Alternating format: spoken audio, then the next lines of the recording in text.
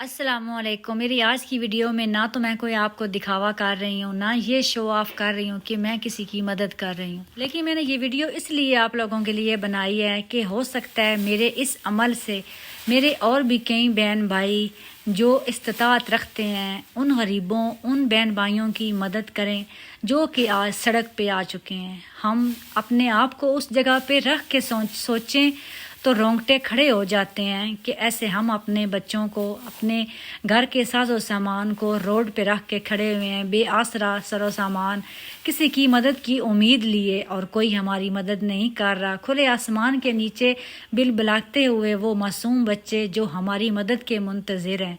تو ان کے لیے جتنا ہم کر سکتے ہیں ہم ان کی مدد کریں، چاہے وہ کپڑے ہوں، کھانے کی چیزیں ہوں، جو بھی ہوں، ہم جتنا ہم کر سکتے ہیں۔ یہ نہیں ہے کہ ہمارے پاس کھانے کو چیزیں نہیں ہیں، دے نہیں سکتے، ہم ان کو کپڑے دے سکتے ہیں، ہم ان کو پہننے کے لیے نہیں، ہم سونے کے لیے کچھ بستر ان کو دے سکتے ہیں، کچھ نہ کچھ تو ہم ان کے لیے کر ہی سکتے ہیں، جو ہم اپنے گھروں میں اتنے گھر بنا کے اور سامان سے بھر کے بیٹھے ہوئے ہیں۔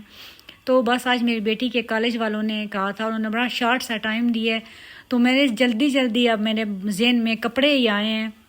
میں نے کہا چلیں بچوں کے اپنے، میرے ہسبینڈ نے اپنے بھی نکال کے دیے 3-4 سوٹ، اس کے علاوہ میں نے ایک بلینکٹ، جان نماز، جو میرے سے ہو سکتا تھا میں نے وہ پھر اس کو نکال کے دیے، اور اس نے سارے پریس کیے۔ اس نے کہا ماما ایسے اچھا نہیں لگتا، تو کچھ پریس ہوئے تھے آلریڈی الماری میں ہینگ تھے، وہ نکالے، اور اس کے بعد جو ہے نا میں نے کہا شاپروں میں ڈال لو اور پھر لے جانا آگے۔ پھر لے کے بھی گاڑی پہ اس نے جانا ہے کالج کی، تو کہہ رہی تھی پتہ نہیں اتنے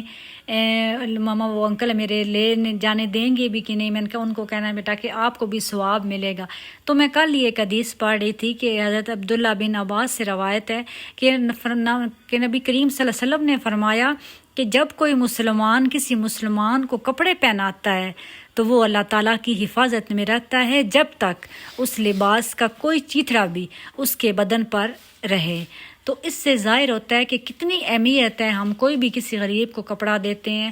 تو ہم بے شک پرانے ہی کیوں نہ ہو لیکن اس کا اجر ضرور ملتا ہے۔ تو الحمدللہ سارے کپڑے کوئی بھی خراب نہیں تھے، سارے میرے استعمال شدہ کپڑے تھے، کیونکہ میری عادت ہی نہیں ہے کوئی کپڑا پرانا ہو جائے نا کہ اس کو رکھ دوں کہ اب یہ جب کوئی غریب کو آئے گا تو اس کو دوں گی، نہیں، میں ساتھ ساتھ دے دیتی ہوں۔ تو ایسا کوئی تھا ہی نہیں کہ اگر کوئی ویسے کو مانگنے والا آتا نا کہ اس کو دینے والا، لیکن ان کے لیے سیلاب زدہ گان کے لیے